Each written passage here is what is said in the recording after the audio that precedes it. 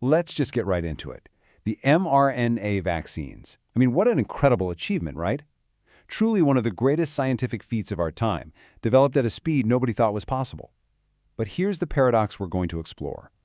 How could something so successful for science also be seen as this profound failure of global governance?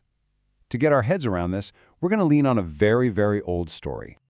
You might know it. A scorpion wants to cross a river, but, well, scorpions can't swim. So he sees a frog and asks for a ride on its back. The frog, understandably, is hesitant. "No way," he says, "you'll sting me." But the scorpion is logical. He says, "Now why would I do that? If I sting you, you'll sink, and I'll drown with you." The frog thinks about it, and it makes sense. So he agrees. They get halfway across the river, and suddenly, the frog feels this sharp, burning pain. The scorpion stung him. As they're both going under, the frog just manages to gasp out, "Why?" And the scorpion's reply is chilling. "I couldn't help it. It's my nature." Now, what's so critical to understand here is that this whole story isn't really about evil villains or intentional malice. It's about a system. It's about the scorpion's nature, and in our case, that nature is an industry's perfectly legal fiduciary duty to do one thing above all else: maximize profit for its shareholders. Okay, so let's move from the fable to the facts. Let's perform an autopsy on that sting. We're going to break down the actual numbers behind the vaccine prices to see what was really going on. First thing we have to tackle is this idea of financial risk. You know, the argument that high prices are justified because of the huge gamble companies take on development. But the reality of the situation was different. The whole process was largely de-risked. How? Through massive injections of public money and enormous pre-orders from governments. That meant the financial risk of failure was pretty much covered by taxpayers before a single product was even sold. So that leads to a really important question, right? If the public took on so much of the risk, what did it actually cost, like the rock-bottom manufacturing cost, to make one dose of these vaccines? For the longest time, that was a total black box. Nobody knew. But a really detailed study out of Imperial College London basically reverse-engineered it. They modeled the costs of everything: the lipids, the nucleotides, the enzymes, the labor, the whole shebang. They pried open the box. And what did they find?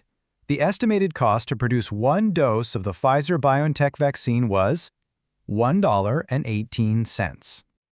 Now, let's just let that sink in for a second. Look at this chart. On the left, you've got that production cost we just talked about, $1.18.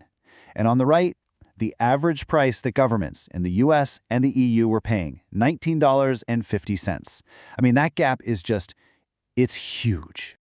It works out to a 19 times markup over the estimated cost of production. This really shows that the price wasn't just about covering costs. It was a strategic choice, especially when you remember that some other vaccine makers, at least initially, were aiming for an at-cost model. Now, the public justification you might have heard from Pfizer was that the price was roughly the same as a takeaway meal. But that comparison kind of misses the most important part of the equation: volume. We're not talking about one meal. We're talking about billions of doses. The economies of scale were just off the charts, leading to what some reports have called super profits. In 2021 alone, Pfizer's vaccine revenue was something like $37 billion. So this brings us to the scorpion's logic. If your absolute top priority is maximizing profit during a global crisis, how do you do it?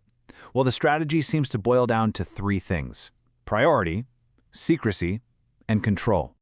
And this map really says it all. The guiding principle was priority to solvency.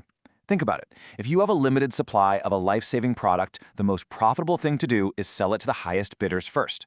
So that's what happened.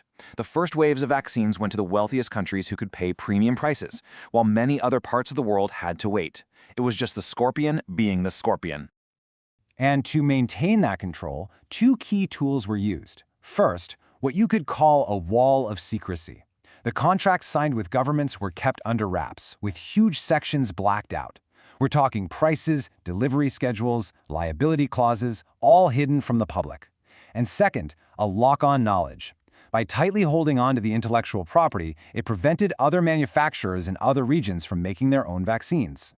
And you know, this secrecy wasn't just some abstract issue. It had real consequences. In fact, in 2024, the EU's own Court of Justice actually condemned the European Commission for this exact lack of transparency, So this was a recognized problem at the highest levels. Okay, but to be completely fair, we have to acknowledge that this was an incredibly complex situation. It wasn't happening in a perfect, sterile lab. There were some very real, very messy, real-world problems that everyone was up against. And these challenges were absolutely legit. I mean, the logistics of a negative 70 degrees Celsius cold chain? A nightmare. Trying to scale up manufacturing to billions of doses in months? That created huge bottlenecks. And of course, investors need some incentive to fund risky research. So yeah, these things definitely help explain why there was an initial gap in access. But do they justify a 19 times markup and a total wall of secrecy? That's where the argument gets a lot harder to make. So, after all that, what's the moral of the story? What's the takeaway? How do we make sure we don't end up in the same boat next time?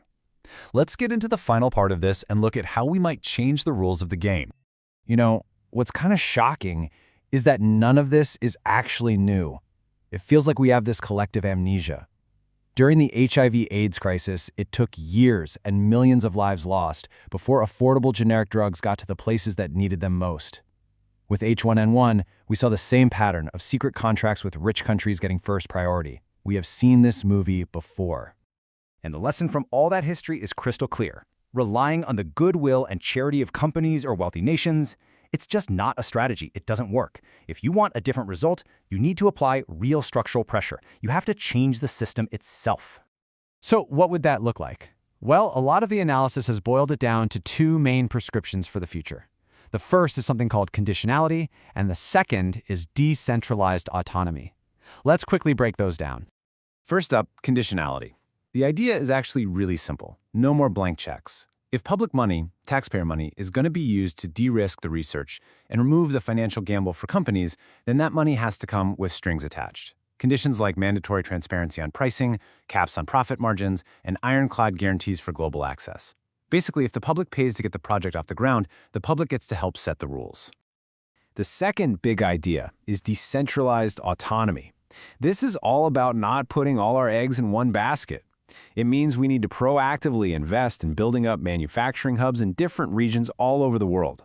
The goal is to create a global network, so the next time a crisis hits, we aren't totally dependent on just a handful of companies in a few wealthy countries. And what this all points to, really, is the need for a new social contract. We have to build a sturdy bridge between the incredible engine of scientific innovation on one side and the fundamental goal of global equity on the other. And the pillars holding that bridge up have to be transparency and coordination. The system we had was a technical masterpiece, but you could argue it was a societal failure. Which brings us right back to our scorpion and our frog. Maybe the most important lesson of all is this. We can't expect the scorpion to change its nature. It's not going to happen. So if we want a different outcome next time, if we want everyone to get across the river safely, we have to change the rules of the river itself.